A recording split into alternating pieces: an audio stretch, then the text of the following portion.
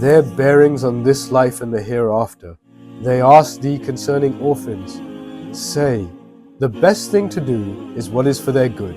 If you mix their affairs with yours, they are your brethren. But Allah knows the man who means mischief from the man who means good. And if Allah had wished, He could have put you into difficulties. He is indeed exalted in power, wise. Do not marry unbelieving women until they believe. A slave woman who believes is better than an unbelieving woman, even though she allure you. Nor marry your girls to unbelievers until they believe. A man-slave who believes is better than an unbeliever, even though he allure you. Unbelievers do beckon you to the fire, but beckons by His grace to the garden of bliss and forgiveness, and makes His signs clear to mankind that they may receive admonition. They ask thee concerning women's courses. Say, they are a hurt and a pollution, so keep away from women in their courses and do not approach them until they are clean. But when they have purified themselves, you may approach them as ordained for you by Allah, for Allah loves those who turn to Him constantly, and He loves those who keep themselves pure and clean. Your wives are as a tilth unto you, so approach your tilth when or how ye will, but do some good act for your souls beforehand, and fear Allah, and know that ye are to meet Him in the hereafter, and give these good tidings to those who believe. And make not Allah's name an excuse in your oaths against doing good or acting rightly or making peace between persons. For Allah is one who heareth and knoweth all things. Allah will not call you to account for thoughtlessness in your oaths, but for the intention in your hearts, and He is oft forgiving, most forbearing. For those who take an oath for abstention from their wives, a waiting for 4 months is ordained. If then they return, Allah is oft forgiving, most merciful. But if their intention is firm for divorce, Allah heareth and knoweth all things. Divorced women shall wait concerning themselves for 3 monthly periods, and it is not lawful for them to hide what Allah hath created in their wombs. If they have faith in Allah and the last day, and their husbands have the better right to take them back in that period, if they wish for reconciliation, and women shall have rights similar to the rights against them, according to what is equitable. But men have a degree over them, and Allah is exalted in power, wise. A divorce is only permissible twice. After that, the parties should either hold together on equitable terms or separate with kindness. It is not lawful for you to take back any of your gifts except when both parties fear that they would be unable to keep the limits ordained by Allah.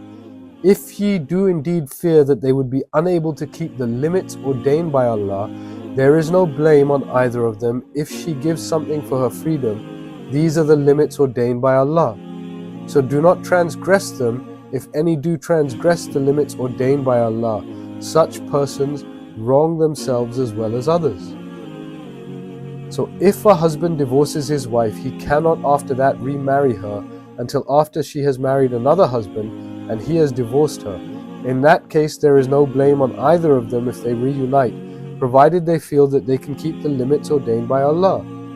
Such are the limits ordained by Allah, which He makes plain to those who know. When ye divorce women, and they are about to fulfill the term of their iddat, either take them back on equitable terms or set them free on equitable terms, but do not take them back to injure them, to take undue advantage. If anyone does that, he wrongs his own soul. Do not treat Allah's signs as a jest, but solemnly rehearse Allah's favors on you, and the fact that He sent down to you the book and wisdom for your instruction, and fear Allah, and know that Allah is well acquainted with all things. When ye divorce women, and they fulfill the term of their iddat, do not prevent them from marrying their husbands. If they mutually agree on equitable terms, this instruction is for all amongst you who believe in Allah and the Last Day. That is the course making for most virtue and purity amongst you, and Allah knows and ye know not. The mothers shall give suck to their offspring for 2 whole years, for him who desires to complete the term. But he shall bear the cost of their food and clothing on equitable terms. No soul shall have a burden laid on it greater than it can bear. No mother shall be treated unfairly on account of her child, nor father on account of his child.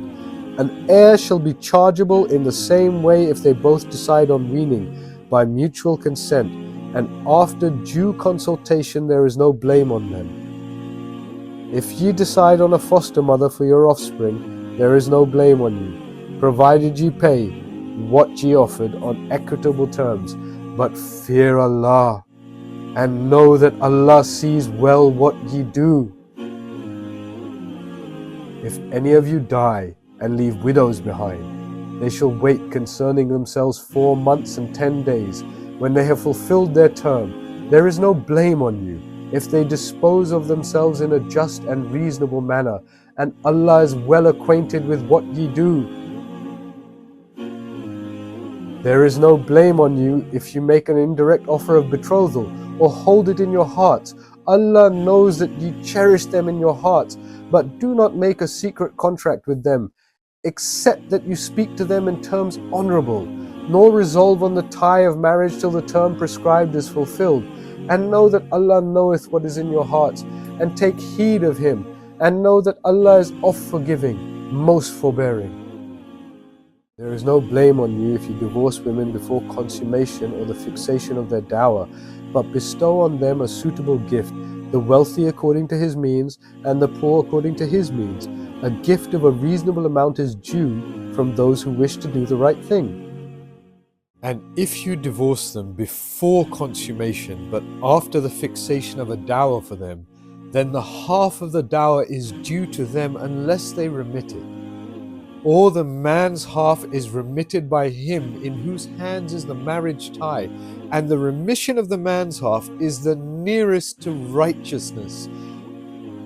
And do not forget liberality between yourselves, for Allah sees well all that you do. Guard strictly your habit of prayers, especially the middle prayer, and stand before Allah in a devout way and frame of mind.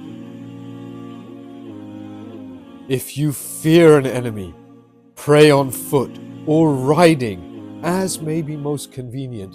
But when you are in security, celebrate Allah's praises in the manner He has taught you, which you knew not before. Those of you who die and leave widows should bequeath for their widows a year's maintenance and residence.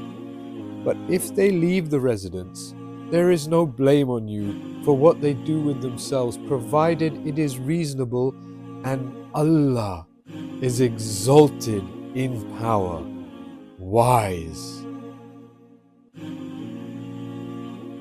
For divorced women, maintenance should be provided on a reasonable scale. This is a duty on the righteous. Thus doth Allah make clear His signs to you, in order that you may understand.